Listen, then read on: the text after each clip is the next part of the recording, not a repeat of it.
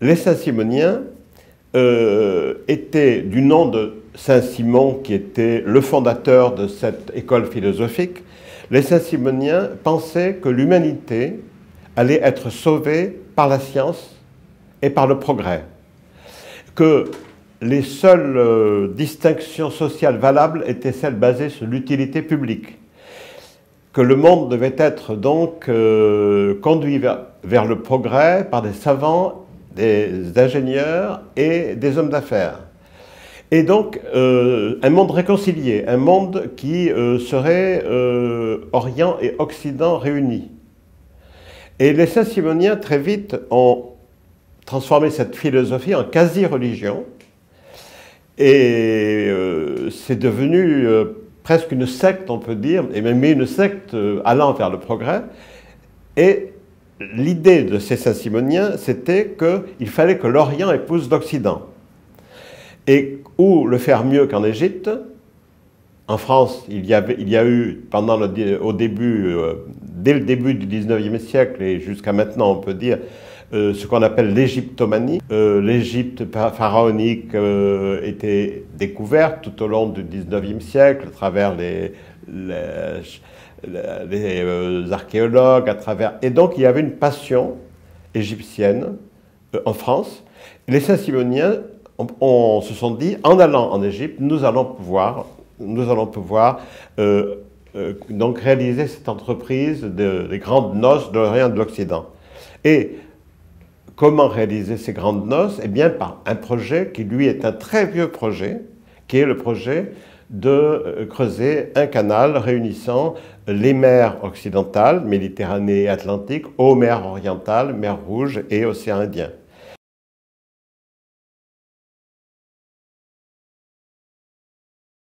Ce projet est très vieux. Il y a déjà eu un canal. Il y a déjà eu un canal au temps des pharaons. Au XVIIIe siècle avant notre ère. Il y a eu un canal qui unissait le Nil à la mer Rouge, mais de ce fait, qui unissait la Méditerranée à la mer Rouge, puisque les bateaux de l'époque avaient un tirant d'eau qui leur permettait de passer sur le Nil. Donc ce projet est repris par les Saint-Simoniens, qui essaient de convaincre le nouveau pouvoir égyptien. Donc, nouveau pouvoir égyptien, moderniste, croyant lui aussi au progrès, voulant bâtir une puissance égale aux puissances de l'Europe qui lui faisait face, en utilisant les mêmes recettes, c'est-à-dire là aussi la science, l'industrie, le progrès. Les Saint-Simoniens n'ont pas réussi à convaincre Mohamed Ali. Pas du tout parce que Mohamed Ali avait des réticences sur le plan intellectuel, sur le plan religieux, mais parce que Mohamed Ali était un politique qui se rendait compte que ce canal allait représenter un danger pour la liberté de l'Égypte.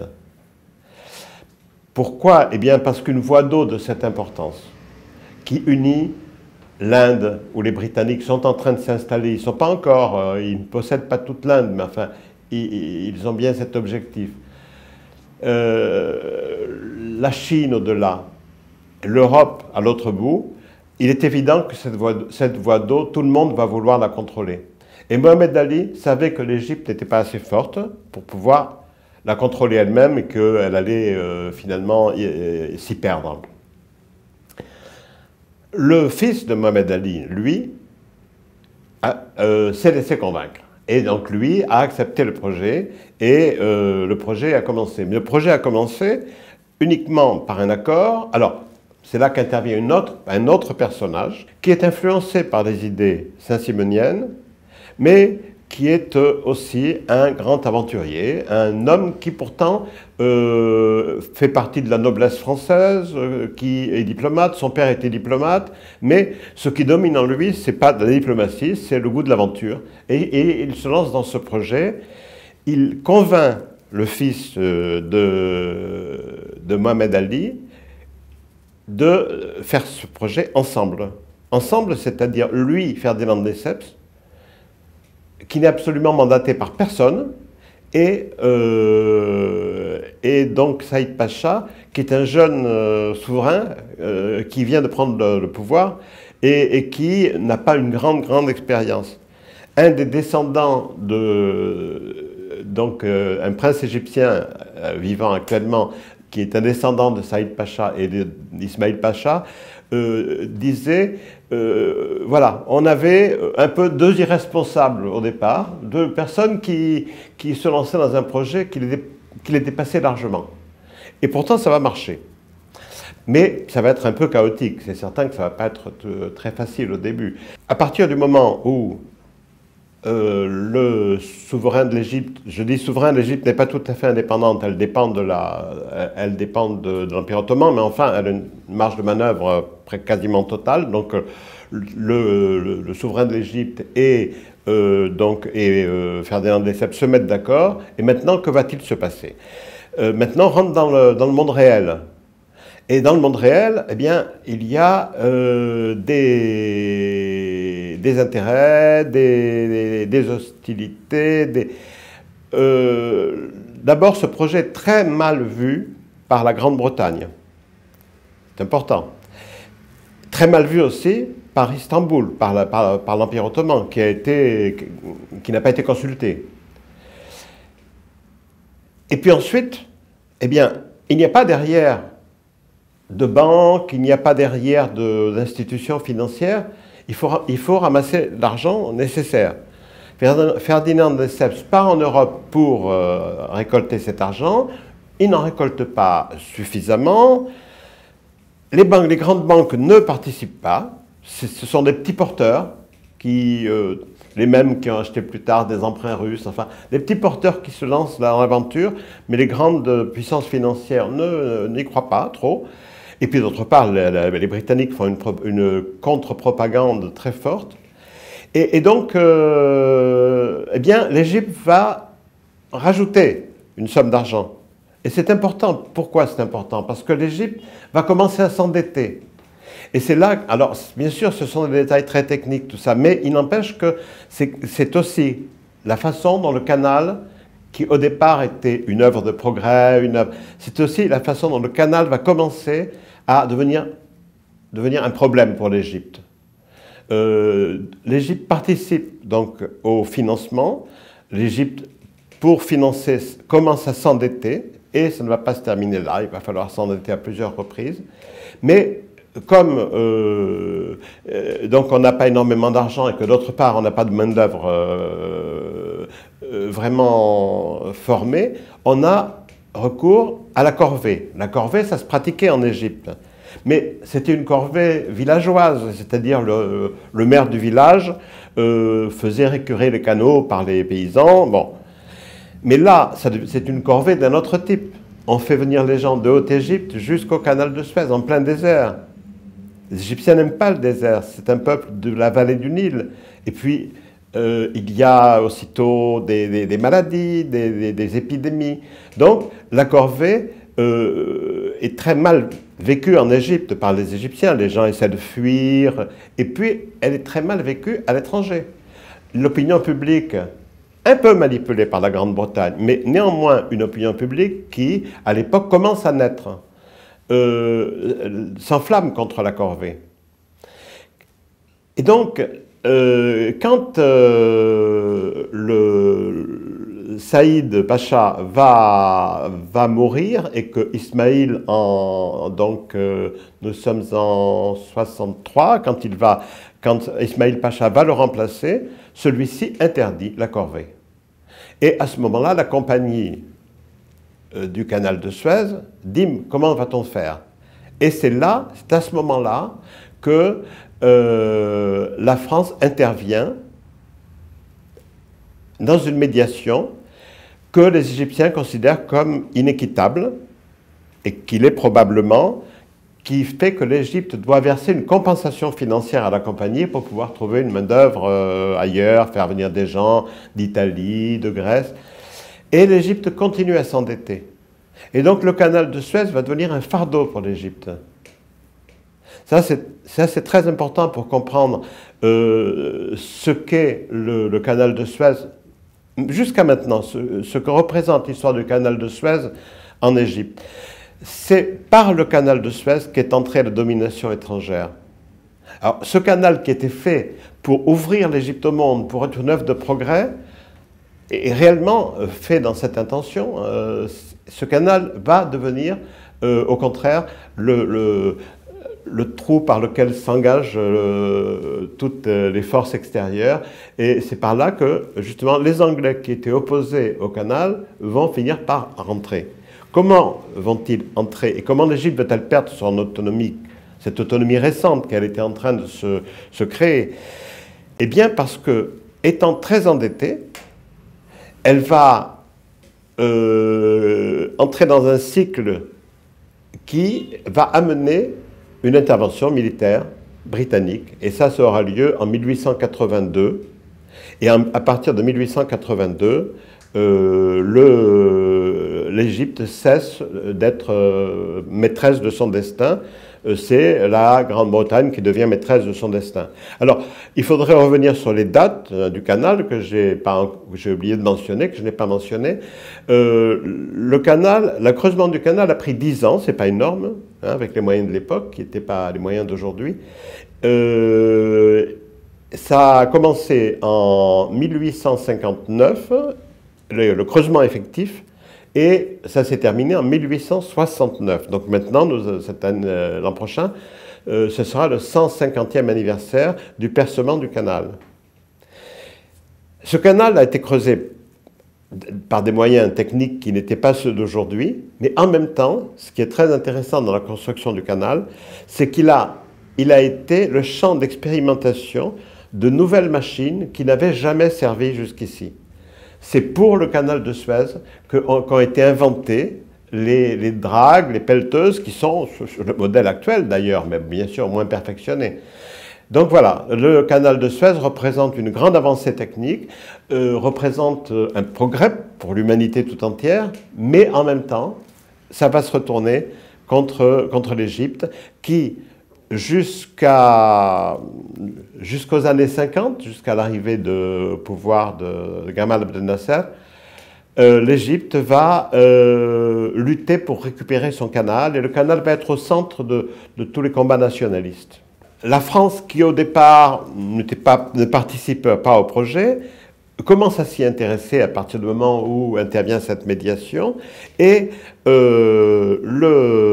Ismail Pacha, qui donc a succédé à Saïd Pacha, reprend le projet à son compte et veut faire de l'inauguration du canal un grand événement au niveau mondial.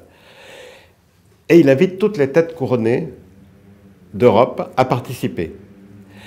Il n'y a que 2 têtes couronnées de première taille, puisqu'il y a des souverains d'Allemagne qui viennent, il y a des princes héritiers de Prusse par exemple, mais il y a l'empereur d'Autriche et il y a l'impératrice des Français. L'empereur n'est pas venu parce qu'il avait à l'époque une crise de calcul, il avait des calculs, la maladie de la pierre, comme on disait à l'époque. Et puis aussi parce que c'est une période très tendue sur le plan diplomatique. 1869, c'est l'année qui précède 1870, qui va marquer la guerre franco-prussienne et la chute de l'Empire. L'impératrice Eugénie est l'hôte d'honneur de cet événement. Ce n'est pas l'empereur d'Autriche. Et elle est l'hôte d'honneur, mais il faut imaginer aussi une très belle femme. Une très belle femme qui parcourt l'Égypte, qui reste plusieurs mois, ce n'est pas comme les voyages officiels maintenant qui durent 3 jours. Et on dit que le Khedive était épris de la beauté de cette femme, et en tout cas, il l'entoure de beaucoup d'égards, et c'est l'occasion d'une série de fêtes, et c'est à ce moment-là à peu près, enfin c'est dans ces années-là, que Ismail Pacha dit « Mon pays n'est plus en Afrique, il est en Europe ». L'objectif, c'était donc de moderniser l'Égypte, d'en faire un pays européen.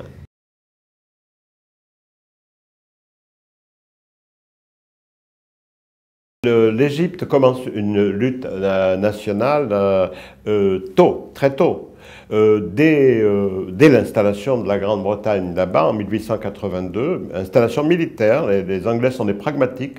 Ils n'ont pas la souveraineté sur l'Égypte, c'est toujours l'Empire ottoman qui est souverain, mais ils ont leurs armées et ils ont un consul général qui gouverne l'Égypte. Et à ce moment-là commence à se développer un mouvement nationaliste en Égypte. Ce mouvement devient très fort après la guerre de 14, parce qu'après la guerre de 14, dans le monde entier, les cartes sont un petit peu redistribuées. Et le mouvement nationaliste égyptien, à ce moment-là, prend la forme d'une délégation envoyée à Versailles pour demander l'indépendance de l'Égypte. La délégation n'est pas reçue, mais néanmoins, cette délégation a un grand impact. Cette délégation devient même le nom du plus grand parti nationaliste égyptien, puisque délégation en arabe, ça se dit Waft, et le parti Waft est le parti qui va mener la lutte nationaliste pendant toutes ces années 20, 30, 40. Alors ce combat nationaliste prend la forme en Égypte même, pendant que la délégation essaie de forcer les portes de Versailles. En Égypte même, ça prend la forme d'une révolution. Pacifique, pas sanglante, mais une révolution. Les Égyptiens se mobilisent, un petit peu comme ce qui est arrivé en 2011, et boycottent totalement tout ce qui est britannique.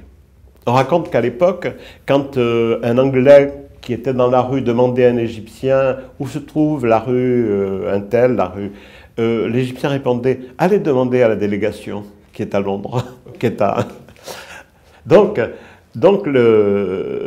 cette lutte a mené, en 1919, les Anglais, toujours pragmatiques, ont déclaré l'Égypte indépendante et dotée d'une constitution relativement démocratique, avec quand même beaucoup de pouvoir entre les mains du roi. Mais en fait, c'est une indépendance très limitée. Mais la lutte va continuer, les élections sont réelles, le parti Waft arrive à plusieurs reprises au pouvoir, et en 1936, il y a une deuxième indépendance, vraie celle-là, puisque l'Égypte rentre à la Société des Nations.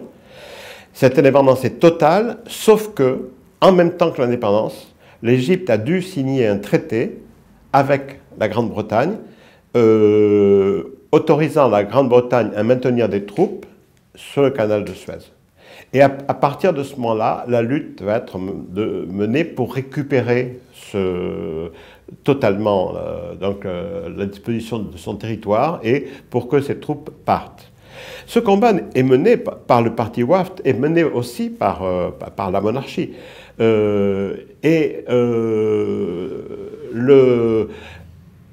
La décision de nationaliser le canal de Suez commençait à émerger. Ça n'a pas été une invention de Gamal Abdel Nasser.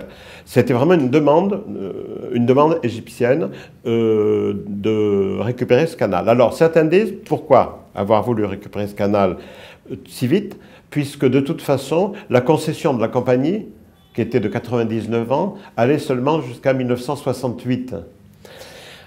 En fait, ce n'est pas si simple que ça, parce que s'il n'y avait pas une nationalisation, il est fort possible que la compagnie ait manœuvré pour rester plus longtemps.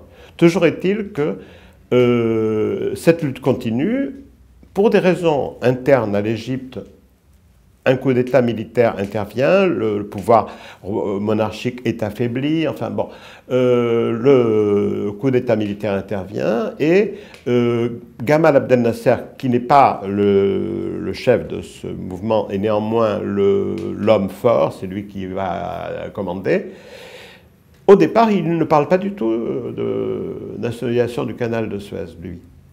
Au départ, lui, quand il arrive au pouvoir, en 1952, quand les officiers libres, comme on les appelle, arrivent au pouvoir, il se lance dans un autre projet tout à fait différent, qui est celui du barrage d'Assouan.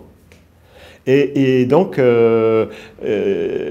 pour ce barrage d'Assouan, pour construire ce barrage d'Assouan, il faut des financements.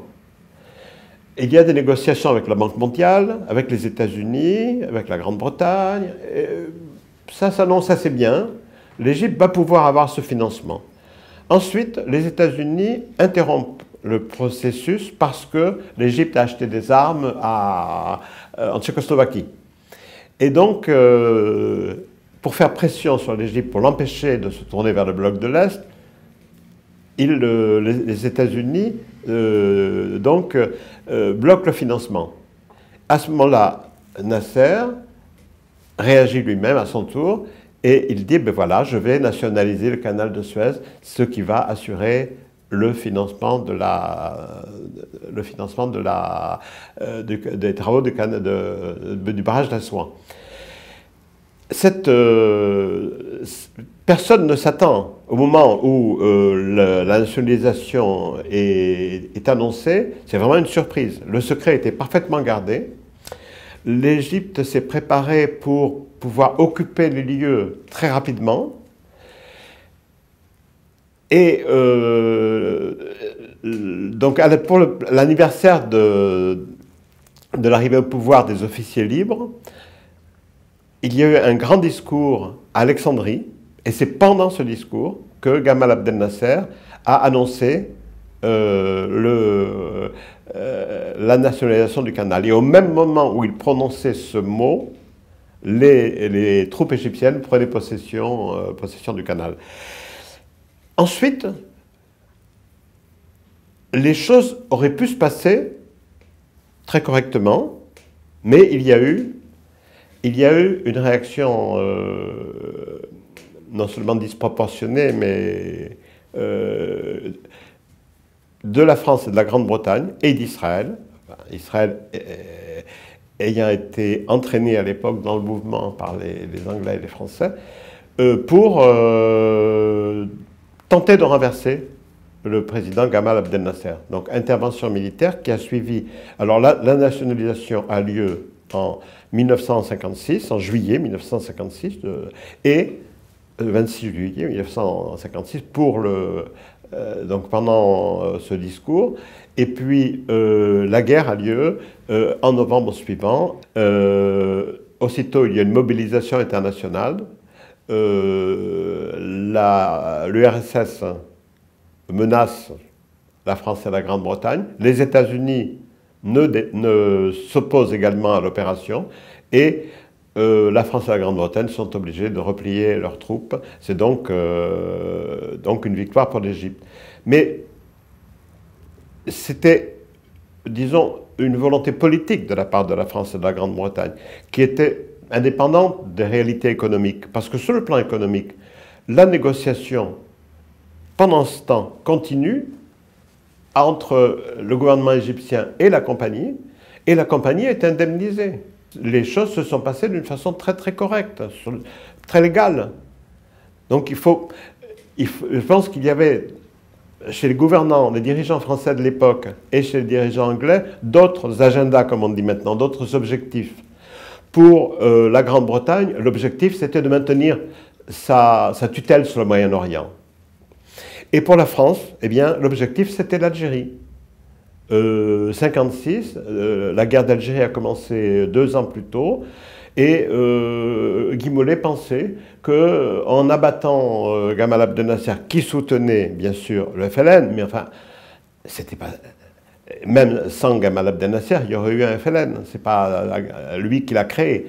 Et donc l'idée de Guy Mollet, je pense, qui était le Premier ministre français à l'époque, c'était qu'en abattant Nasser, on allait mettre fin au combat en Algérie. Ces agendas étaient donc des agendas très différents de celui d'une simple nationalisation qui n'aurait pas dû étonner les Français qui venaient d'en faire un certain nombre en 1945.